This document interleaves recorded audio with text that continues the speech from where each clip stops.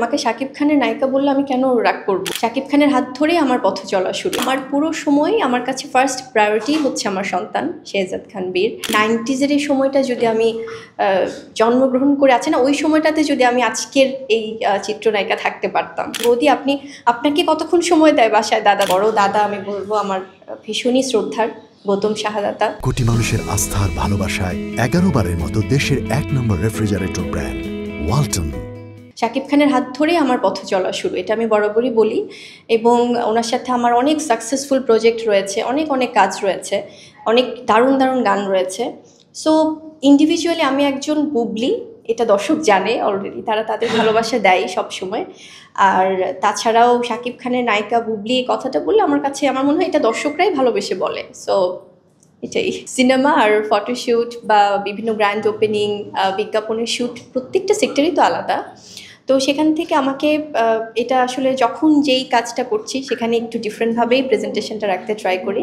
So এই তো ইন্ডাস্ট্রিতে আছি আপনাদের মাঝে, সেখানে বিজ্ঞাপন, শুটিং সব কিছু মিলেমিশেই আসলে আমি বুবলি কিন্তু শুধুমাত্র যে একটি কাজ নিয়ে শুধুমাত্র আছে না যে বিজ্ঞাপন বা সিনেমা করছি তা না, যেখানে আমাকে দর্শকরা ভালোবেসে আসলে কিছু জায়গায় দেখতে চায়, ফটোশ্যুটেও দেখতে চায় মাঝে। তো এই জন্যই আসলে খুব বেছে কাজ করা।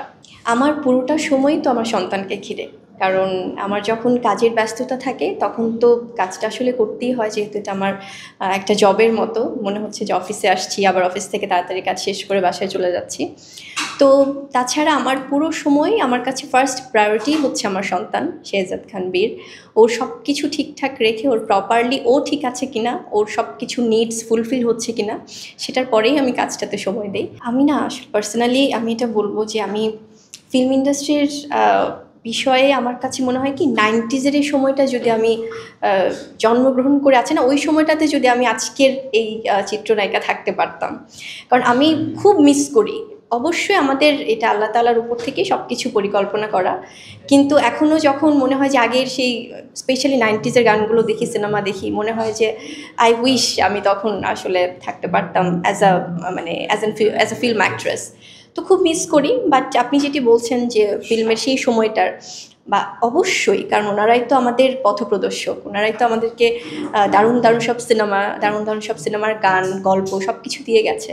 সো আমি চেষ্টা করি অবশ্যই তাদের মতো সোবার ওয়েতে যেন দীর্ঘদিন কাজটা করে যেতে পারি। আমাদের ঈদ আসলে সামনে, এবং যে কোনো উৎসব আসলে, স্পেশালি পহেলা বৈশাখ, ঈদ, ভালোবাসা দিবস, এই উৎসবগুলোতে আমাদের যেই ভালো ব্র্যান্ডগুলো স্পেশালি সবসময় খুব দারুণভাবে প্ল্যান করে ফটোশ্যুট করে, তাদের কাজের ব্যস্ততা আমার বেড়ে যায়।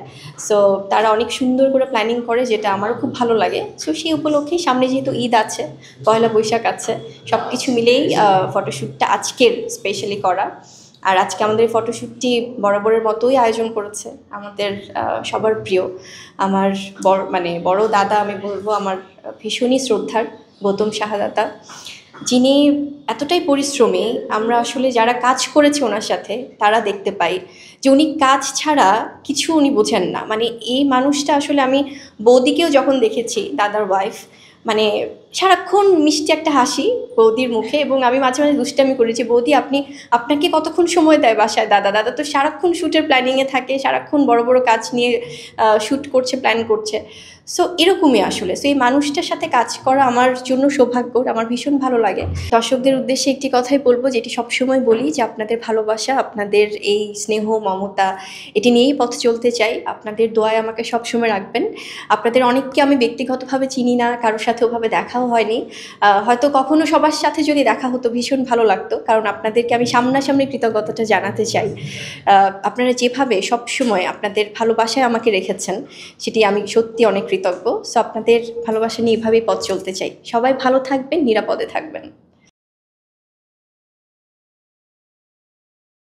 কোটি মানুষের আস্থার ভালোবাসায় 11 বারের মতো দেশের 1 নম্বর রেফ্রিজারেটর ব্র্যান্ড ওয়ালটন।